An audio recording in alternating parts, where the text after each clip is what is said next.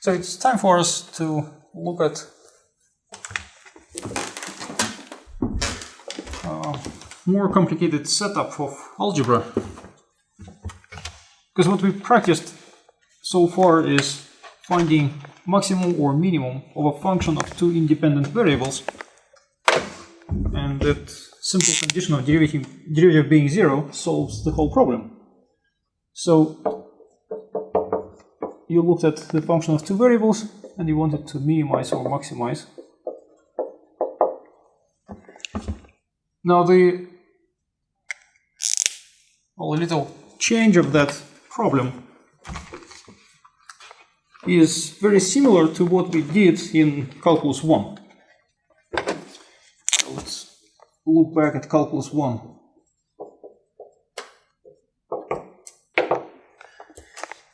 You looked at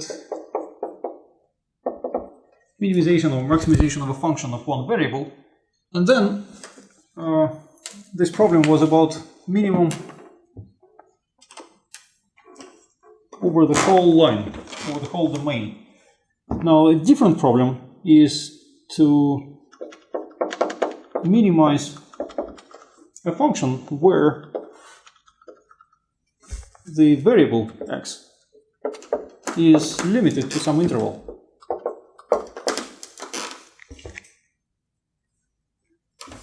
When you say that you are only interested in certain interval of the domain, and you're only interested in minimum of function on that interval.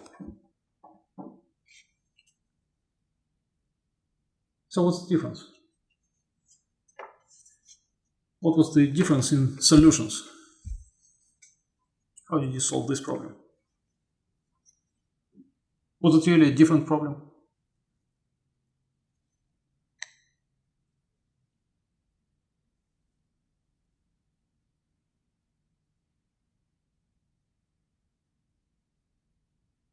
Or is it the same?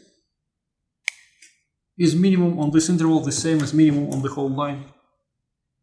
No, it's not. So what's the difference?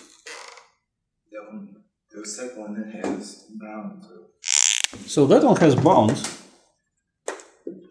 We have to take bounds into account. And what else? What do you do to solve this problem? For that one it's easier, right? You set the derivative equal to 0, find all the critical points, test all the points. What do you do for this one? Don't you set derivative equal to 0? Don't you want that? Yeah. But what do you do with the critical points? Yes, we find all the critical points inside that interval. So we pay attention to where the critical point is. So in this example, we will have one critical point there, one there, and one here. And we will only consider the one inside the interval. And then what? Well, then you compare the values. If you have many critical points inside, compare the values, choose the minimum. What about the endpoints? Why would you look at endpoints? Do you care about the endpoints?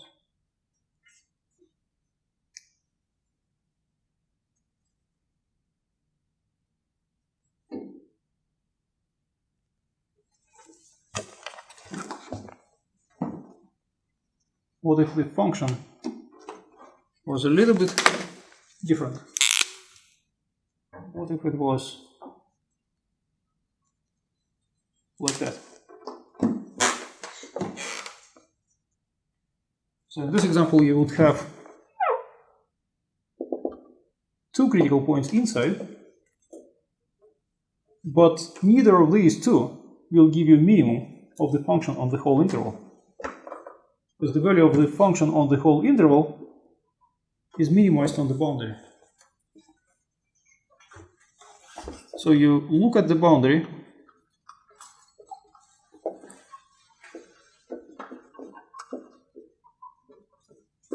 And that is a very simple operation.